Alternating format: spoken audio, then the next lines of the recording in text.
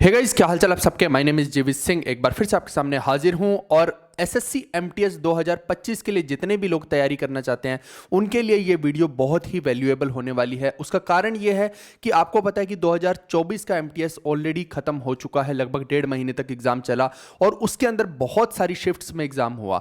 अब वो तमाम शिफ्ट्स की एनालिसिस की मैंने रात दिन बैठ के, और उसके बाद उन एनालिसिस के बाद मुझे पता लगता है कि कौन कौन सी चीज़ जो है वो ज़्यादा इंपॉर्टेंट है, जो एमटीएस के परस्पेक्टिव से ज़्यादा इंपॉर्टेंट है और उस पर जो है हमें ज़्यादा फोकस करना चाहिए। तो इसके अंदर हम चैप्टर वाइज वेटेज भी देख लेंगे और टॉपिक वाइज वेटेज भी देख लेंगे। तो अल्टीमेटली ये वीडियो जो है आपके लिए बहुत काम की होने वाली है, प्रोवाइडेड कि आप सीरियस एस्पिरेंट है और आगे जो है 2025 के लिए तैयारी करना चाहते हैं। तो इसको स्किप मत कीजिएगा, क्योंकि इतनी सारी एनालिसिस आप खुद बैठ के शायद ना कर पाए और आपका टाइम भी बहुत ज़्यादा वेस्ट हो जाए। तो उसकी जगह पे मैंने ही बना दिया आप लोगों के लिए। तो आइए देखते हैं एक एक चीज़ कि इसके अंदर क्या क्या चीज़ें ज़रूरी हैं। ठीक है भाई, तो चलो आप देखिए सबसे पहले तो कि ये जितने भी एनालिसिस है ये 2024 के जो पेपर लेटेस्ट हुए हैं उनके ऊपर बेस्ड है। ये मैंने क्लियरली यहाँ पे लिख दिया है और स्पेशली ये एमटीएस ओरिएंटेड ही है। इसका लेना देना सीजीएल से नहीं है। ठीक है भाई, इसके अंदर मतलब मैंने सीजीएल को कोई भी पेपर को इंक्लूड नहीं किया है। लेकिन एक और चीज़ याद रखिएगा कि जो एमटीएस में आ रहा है, अब एमटीएस का लेवल उतना आसान नहीं रहा। बेशक से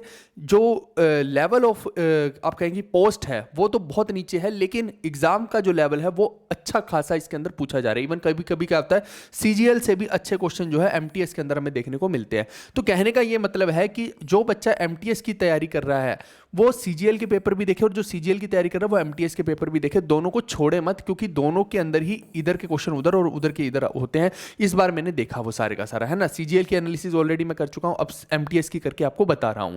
तो इसलिए ये आप देखिए कि 27 जून 2024 से 30 सितंबर 14 नवंबर तक, यानी बहुत लगभग 1 महीने से भी ऊपर, 1.5 महीना आप मान लीजिए, है ना। तो इतना लंबा एग्जाम ये चला है और आंसर की अभी लेटेस्ट में आई है। इतनी सारी इसके अंदर पोस्ट थी, तो अगली बार भी अच्छी पोस्ट आने के चांसेस रहेंगे। तो इसी के ऊपर आधारित से सारी एनालिसिस रहने वाली है।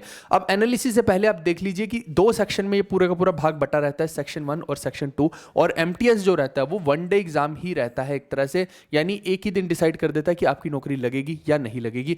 अब ये जो सेक्शन 1 है, पहले तो इसके मार्क्स जुड़ा करते थे, लेकिन अब ऐसा नहीं है। आप देखिए मैथमेटिक्स और रीजनिंग के अंदर 20-20 क्वेश्चन आते हैं, 3-3 नंबर के, तो 60-60 नंबर के हो गए और ये कंप्लीटली क्वालिफाइंग है और इसमें नेगेटिव मार्किंग भी नहीं है और 45 मिनट मिल रहे हैं। तो भाई इसकी तैयारी कोई खास नहीं करता है। यूजुअली कोई भी बच्चा जो है इस सेक्शन को तो देखकर भी नहीं जाएगा, क्योंकि अगर वो एसएससी की तैयारी कर रहा है तो ये सेक्शन इतना तो आ ही जाएगा उसको कि भैया क्वालिफाई हो जाए। अब मेन गेम सारी रहती है सेक्शन 2 की। सेक्शन 2 में पूछा क्या जा रहा है, एक तो इंग्लिश और एक पूछी जा रही है जनरल अवेयरनेस। तो कुल मिला के 25 क्वेश्चन और 25 क्वेश्चन, दोनों की इक्वल वेटेज, और 3-3 नंबर के तो 75-75 नंबर के हो गए और 45 मिनट में आपको करना है और 1 नंबर नेगेटिव का हो गया। ठीक है, जब 3 नंबर पॉजिटिव के हो गए और 1 नंबर नेगेटिव का हो गया।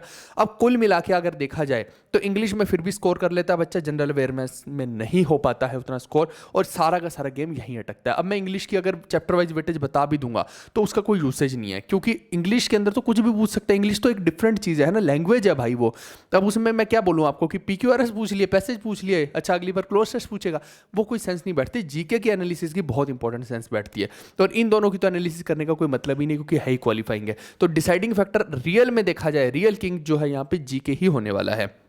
आइए अब मैं आपको चैप्टर वाइज पूरा का पूरा बताता हूं कि भैया कौन सा जो चैप्टर है उससे ज़्यादा चीज़ें पूछेगी। सबसे पहले अगर मैं सबसे पहली वेटेज देना चाहूँगा वो देना चाहूँगा स्टैटिक जीके को। ये 303 क्वेश्चन इसके अंदर पूछे गए। जितनी भी शिफ्ट्स थी इस बार उसमें 303 केवल स्टैटिक जीके के। लेकिन अगर मैं आर्ट एंड कल्चर को भी इंक्लूड कर लूँ, आर्ट एंड कल्चर को मैंने अलग रखा हुआ था, तो आप देखिए 205। तो कुल मिला के ये जो 2 सेक्शन है ये है पूरा स्टैटिक ही है, तो 500 के लगभग क्वेश्चन पहुंच रहे हैं। यानी कि स्टैटिक का पोर्शन जो है बेहद इंपॉर्टेंट है। सारे का सारा पेपर एक साइड और स्टैटिक का पोर्शन एक साइड। ठीक है भाई, और स्टैटिक में भी सब चीज़ें नहीं करनी होती है। स्टैटिक में बहुत चुनिंदा चीज़ें हैं जिनसे क्वेश्चन आए। स्टैटिक में तो 100 के आसपास टॉपिक बनते हैं। क्या 100 टॉपिक एक बच्चा करके जाएगा और क्या उसको याद रह सकते हैं वो 100 टॉपिक? जी नहीं, केवल 8 से 10 टॉपिक है जो आपको याद करके जाने हैं। मैं भी कवर करवाऊंगा यहाँ पे, उसके लिए टेंशन फ्री रहिए आप। लेकिन स्टैटिक का जो है ये 8 से 10 टॉपिक में ही आपका हो जाएगा अगर आपने ये ढंग से कर लिया तो। उसके बाद बात करते हैं हिस्ट्री की। हिस्ट्री के देखिए कि दूसरे नंबर पे इसी की वेटेज है ना। अगर उसको मैं एक ही कंसीडर कर लूँ तो दूसरे नंबर की वेटेज हिस्ट्री की हो जाएगी, 264 क्वेश्चन। बताओ, मैं हमेशा आप लोग को बोलता हूँ कि हिस्ट्री को जरूर करके जाइए और किसी चीज़ को करें या ना करें। इसके अलावा ज्योग्राफी भी बहुत बड़ा सब्जेक्ट है। दो इसकी वेटेज के हिसाब से देखा जाए तो 208 क्वेश्चन तो आ रहे हैं, लेकिन बहुत बहुत बहुत वास्ट है ज्योग्राफी। तो यहाँ पे भी थोड़ा सेलेक्टिव होना पड़ेगा कि कौन कौन सी चीज़ों को हमें हिट करना चाहिए। ये नहीं कि सारी ज्योग्राफी को पढ़ने बैठे हुए हैं, वो इतना बड़ा है कि आप करते करते थक जाओगे। ठीक है, वो सारी चीज़ें अभी मैं बताऊंगा आपको कि कौन सी चीज़ आपको करनी है। फिर पॉलिटी की मैं बात करता हूं तो 154 क्वेश्चन और इसको 4 नंबर दिया है, लेकिन इसको स्टार मार्क कर लो, हिस्ट्री को भी स्टार मार्क कर लो और स्टैटिक को भी स्टार मार्क कर लो। यानी ये 3 चीज़ तो ऐसी हैं जिनको आप छोड़ नहीं सकते हैं। मैं हमेशा आप लोग को बोलता हूं कि हिस्ट्री हो गया, पॉलिटी हो गया, स्टैटिक जीके हो गया और एक क्या हो गया, बायोलॉजी हो गया। आप बायोलॉजी को भी स्टार मार्क कीजिए, है ना। साइंस के पोर्शन में आप देखो कि सबसे ज़्यादा सवाल बायोलॉजी से ही आए। तो कुल मिला के ये 4 टॉपिक अगर कोई बच्चा जीके में इनको कमांड कर लेता है ना अच्छे से, बाकी सेक्शन को उतना ध्यान से नहीं भी देखता, सिलेक्टिव हो जाता है बाकी सेक्शंस के लिए, तो वो जीके में अच्छा स्कोर करेगा ही करेगा। ठीक है, यही इसका रामबाण है। अगर आप इसको ढंग से नहीं कर रहे हैं, आप पूरा का पूरा टाइम मान लो इकोनॉमिक्स में दिए हुए हैं या फिर आप पूरा का पूरा टाइम फिजिक्स में दे रखे हैं, तो वहाँ पे कहीं ना कहीं आप पीछे रह जाएंगे, गड़बड़ हो जाएगी। यानी ऐसी जगह पे आपको ज़्यादा टाइम नहीं देना जहाँ से क्वेश्चन कम पूछ रहा है भाई। और ये हमेशा का पैटर्न है, ये कोई एक साल का पैटर्न नहीं है कि इसी साल बायोलॉजी से सबसे ज़्यादा क्वेश्चन पूछ रहे हैं और फिजिक्स से सबसे कम। ये पिछले साल भी था, उसके पिछले साल भी सेम ही रिपीट हुआ है पैटर्न, है ना। तो मैं जो पैटर्न जब आपको बताता हूं कि वेटेज के हिसाब से स्टार मार्क करना है, तो स्टार मार्क जो कर रहा हूं मैं पिछले 3-4 साल के पैटर्न को देख के बताता हूं आपको। ठीक है, ये क्वेश्चन तो इस साल आए हैं लेकिन पैटर्न की बात मैं कर रहा हूं। अब वही बात रही फिजिक्स की, तो फिजिक्स के 15 क्वेश्चन है। मेरे को नहीं लगता कि ये कोई बहुत तगड़ा टॉपिक है जिसको आपको बहुत ज़्यादा वेटेज देनी चाहिए। आप पढ़िए, सेलेक्टिव होकर पढ़िए, वो मैं बता दूंगा कौन कौन से टॉपिक आपको पढ़ने हैं। जैसे यूनिट्स एंड डायमेंशन सबको पता है, उससे सवाल आएगा। अब वो इतना आसान टॉपिक है, उसको पढ़ के जाइए, कितनी 2 घंटा 3 घंटा में फिजिक्स जो है आप सेलेक्टिव पार्ट को कर सकते हैं। सीजीएल में ऐसा नहीं है, सीजीएल में मेंस में देखिए कुछ भी आ सकता है, फिजिक्स भी बहुत खतरनाक लेवल की आ सकती है, लेकिन एमटीएस की अभी मैं बात कर रहा हूँ। फिर उसके बाद केमिस्ट्री का जो है, ये जो है आप देखो, इसको मैं नेक्स्ट वेटेज दे सकता हूँ इकोनॉमिक्स या केमिस्ट्री में से किसी को, है ना। वैसे मैं बायोलॉजी को देना चाहूँगा नेक्स्ट वेटेज जो है।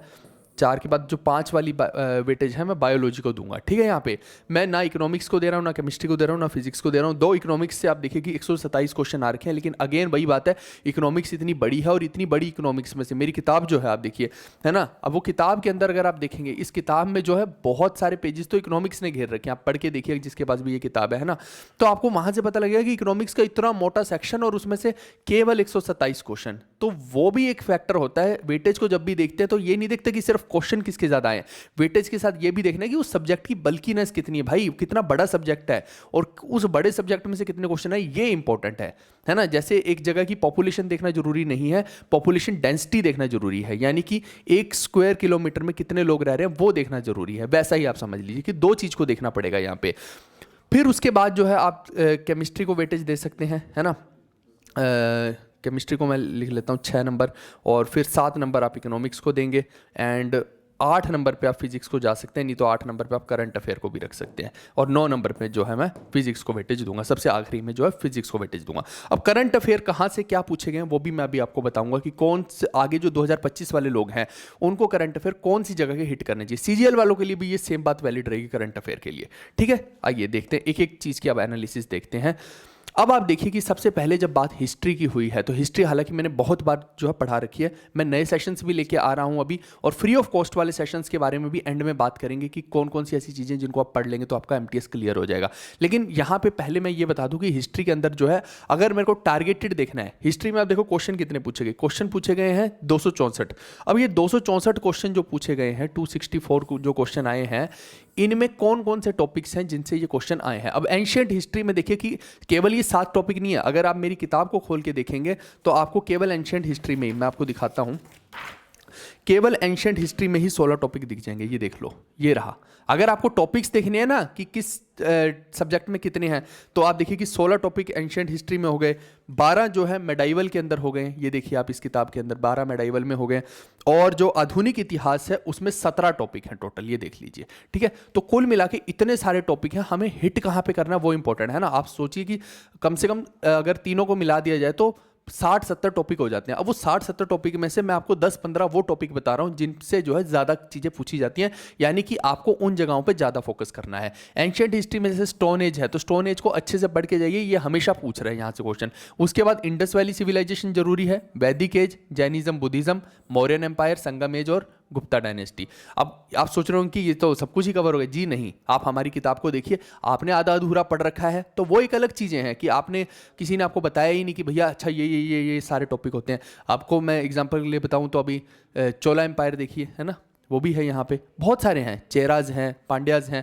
बहुत कुछ है। तो आपको वो देखना है कि सिलेक्टिव होना है। तो ये इतना सा पोर्शन अगर आप कर लेते हैं तो ये सबसे ज़्यादा प्रायोरिटी वाइज इंपॉर्टेंट हो जाता है।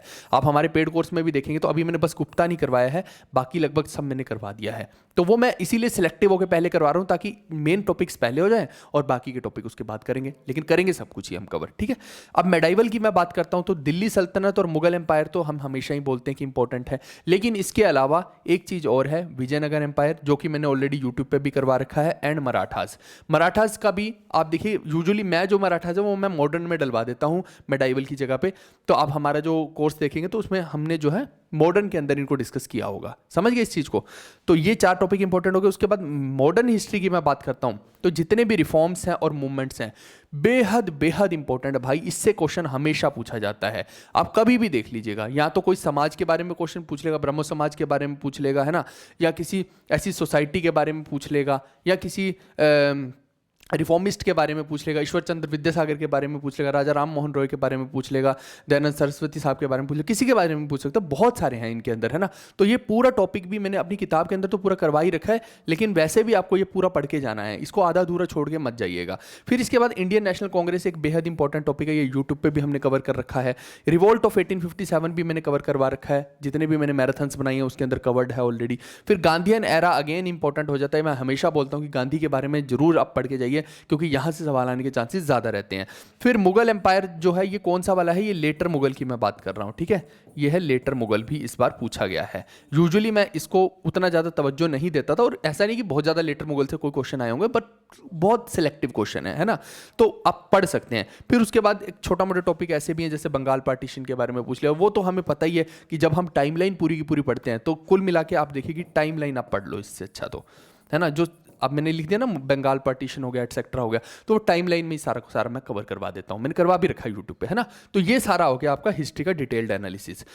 इसके बाद हम एनालिसिस करते हैं ज्योग्राफी की, कि ज्योग्राफी में हमें कौन सी चीज़ें पढ़नी चाहिए। ज्योग्राफी देखिए बहुत बड़ा टॉपिक है, मैं इसमें से बता देता हूँ आपको कि कितने ज़्यादा टॉपिक्स हैं ज्योग्राफी में। ज्योग्राफी में कुल मिला के 26 टॉपिक हैं भाई मेरे, इस किताब के अंदर देख लो, यहाँ पे ये रहे, ठीक है। इसको मैं आगे पलट के दिखाता हूँ।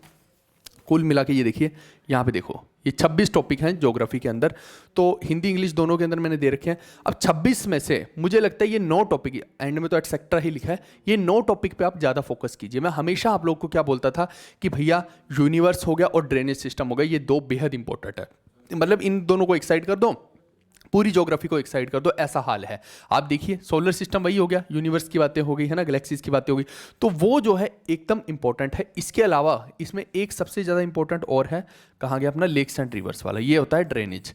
तो कायदे से ये वाला और ये वाला, इसको भी 1 नंबर दे दो, इसको भी 1 नंबर दे दो।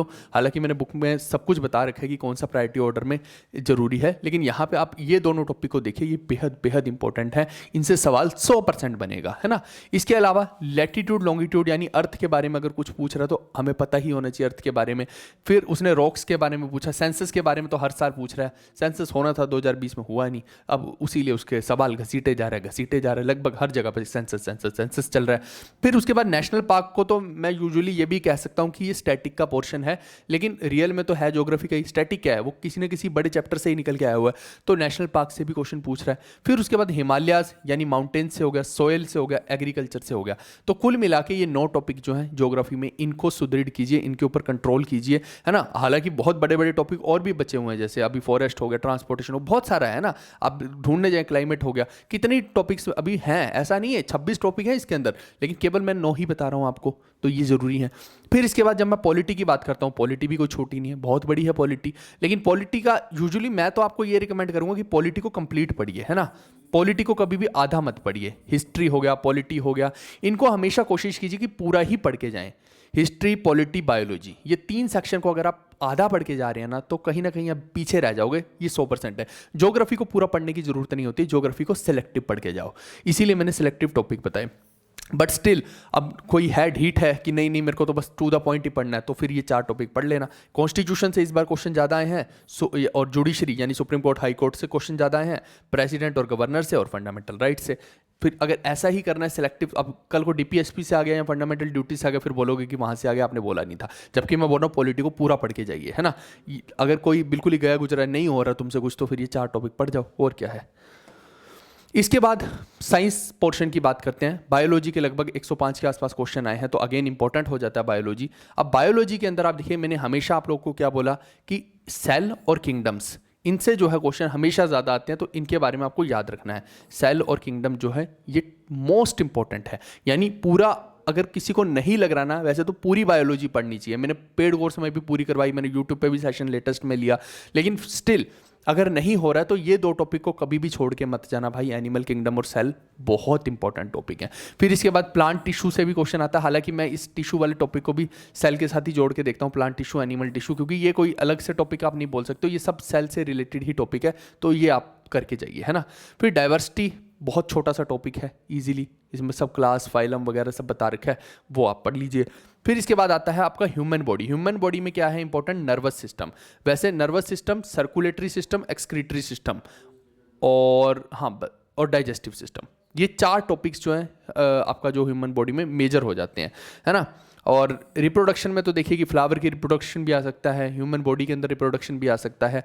फिर डाइजेशन एंड रेस्पिरेशन से आ रहा है क्वेश्चन, सर्कुलेटरी और एक्सक्रीटरी से आ रहा है, डिजीज़ और न्यूट्रिशन, ये छोटे टॉपिक है बहुत, ये मैंने आपको सारे के सारे कवर करवाए हैं पेड कोर्स के अंदर भी, तो ये जो है आप अच्छे से पढ़ के जाइए। केवल इतना भी पढ़ लेंगे आप तो भी आपका काम हो जाएगा, बट ये तो एक क्रीम है, आप बाकी का भी पढ़ के जाइए। मैं बार बार बोल रहा हूँ, बायोलॉजी में आप सब पढ़ के जाइए। फिजिक्स में आप सिलेक्टिव हो जाइए, फिजिक्स बहुत बड़ा है। मैंने आपको लगभग अभी लेटेस्ट में मैंने 10 घंटे की एक मैराथन यहाँ पे पढ़ाई, है ना। किसी ने चैलेंज दिया था कि बहुत अच्छी फिजिक्स नहीं पढ़ा सकते हैं, मैंने कहा ले ये ले पढ़ ले फिजिक्स, है ना, इससे अच्छी तू पढ़ा के दिखा ले फिर तो फिजिक्स जो है बहुत बढ़िया तरीके से मैंने अच्छे लेवल की एक स्टैंडर्ड सेट कर दिया है, वो पढ़ाई है।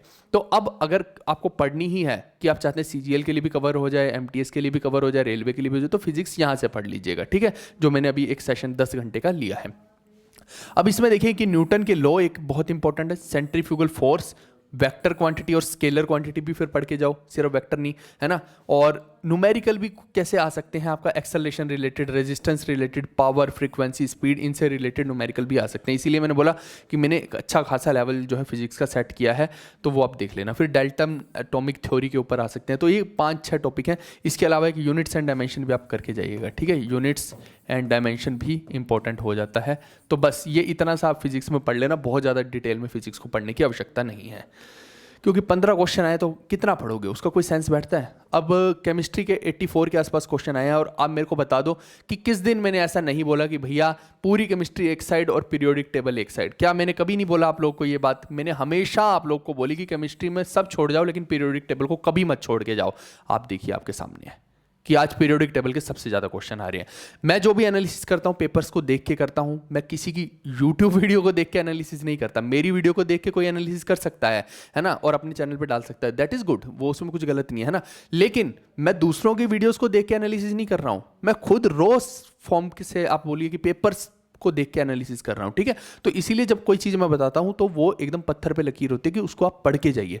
केमिस्ट्री में आप सिलेक्टिव हो सकते हैं, पूरी केमिस्ट्री बहुत बड़ी है, इतनी केमिस्ट्री पढ़ने की आवश्यकता नहीं है।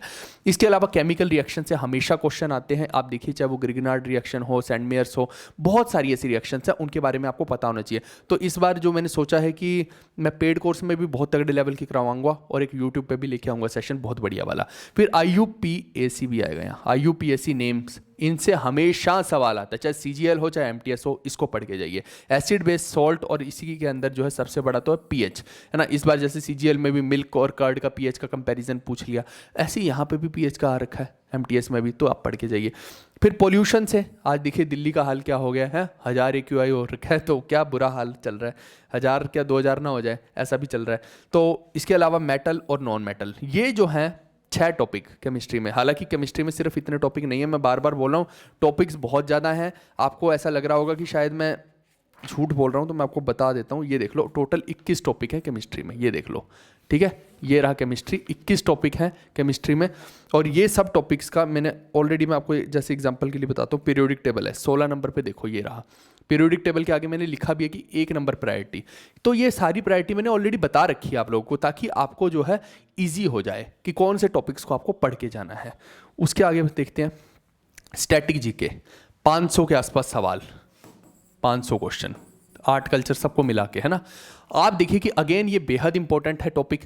तो स्टैटिक का अगर किसी को पढ़ के जाना है तो ऐसे तो स्टैटिक में भैया 100 से ऊपर टॉपिक बनते हैं, क्या वो सारे के सारे 100 टॉपिक में पढ़ूँ इसको? नहीं, इतना सेलेक्टिव हो जाइए भैया कि स्टैटिक में यही पोर्शन है। अब देखिए जैसे अब 100 टॉपिक है तो उसमें से कोई 10 टॉपिक से अगर 90% क्वेश्चन आ रहे हैं तो आपका जो फोकस होना चाहिए इन 10 टॉपिक पे होना चाहिए, बाकी के 90 टॉपिक्स को छोड़ दो, क्योंकि उसमें से 5-10% आएंगे क्वेश्चन। आपको कोई फुल बटा फुल नंबर नहीं लेके आने हैं।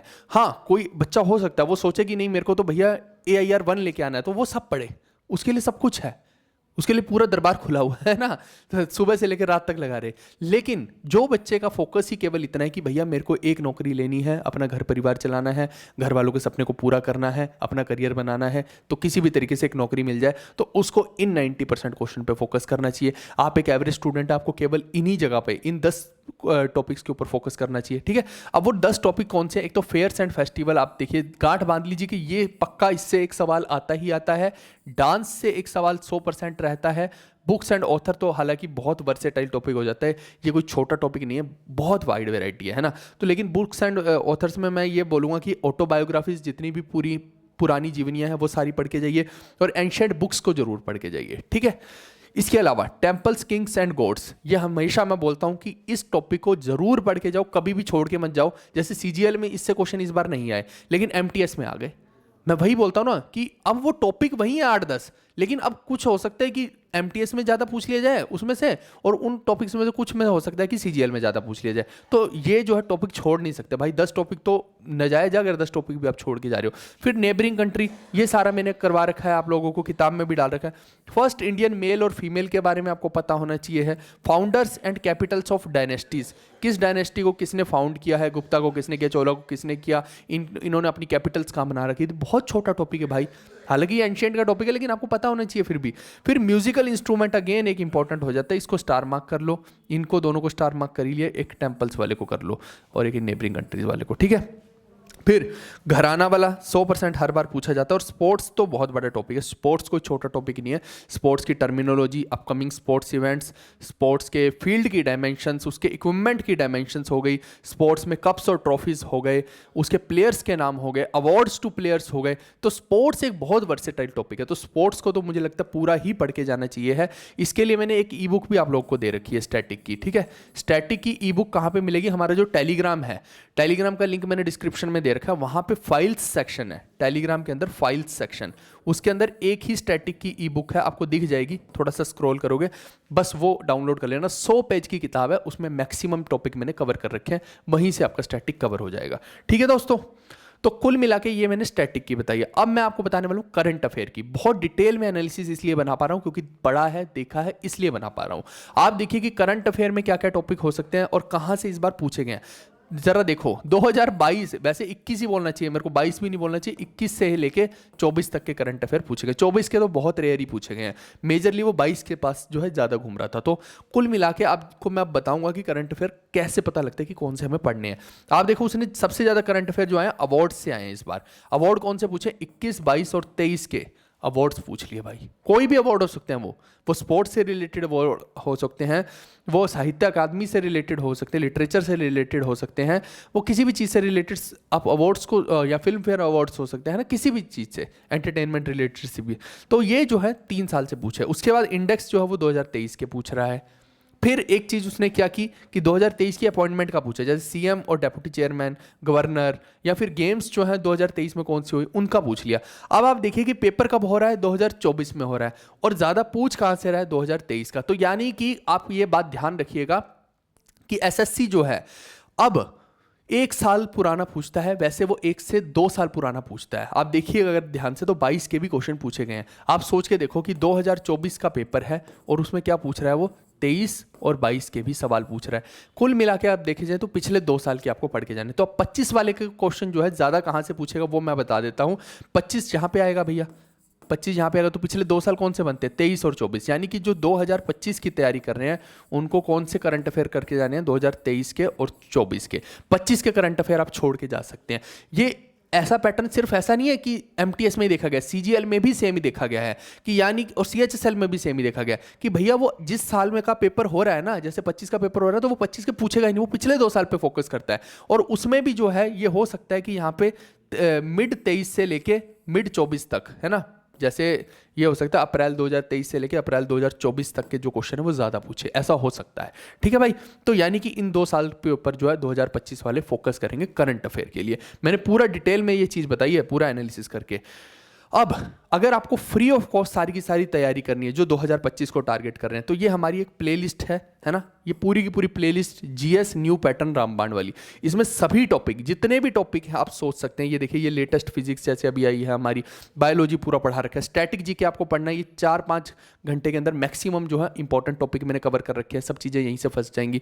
पूरी हिस्ट्री कवर कर रखी है, पॉलिटी कवर कर रखी है, तो आपको कुछ नहीं करना है। ये देखिए विजयनगर एम्पायर वगैरह सब कवर कर रखा है, इसका लिंक मैं डिस्क्रिप्शन में डाल दूंगा। कुछ नहीं करना, बस इस प्लेलिस्ट को देखना है। एक बार मैं दिखा भी देता हूं आप लोगों को यूट्यूब पे भी, आप देखिए ये रही हमारी प्लेलिस्ट। ठीक है, आप यहां पे देखिए स्क्रॉल करेंगे जब, ये देखो लगभग आपको मैक्सिमम चीजें यहां पे इसके अंदर मिल जाएंगी, लेटेस्ट वाली आप देख लीजिए, हर चीज मिल जाएगी जो आपको चाहिए है इस प्लेलिस्ट के अंदर, और जो भी अपडेशन रहेगी वो इसी प्लेलिस्ट के अंदर मैं जो है करता जाऊंगा। ठीक है भाइयों, तो ये आपको पढ़नी है। ये जैसे फिजिक्स अभी मैंने लेटेस्ट डाला है, बहुत सारे चीज़ें मैं लेटेस्ट इसके अंदर अपडेट कर रहा हूँ। अगर किसी को ना समझ में आए तो हमारा चैनल खोल लेना, हमारे चैनल के यहाँ पे प्लेलिस्ट लिखा हुआ है, ये प्लेलिस्ट लिखा हुआ है, वहाँ पे ये वाली प्लेलिस्ट है। ठीक है भाई, सिंपल है, आप लोगों के लिए 22-23 वीडियोस के अंदर डाली हुई है, और वो मैराथन्स है।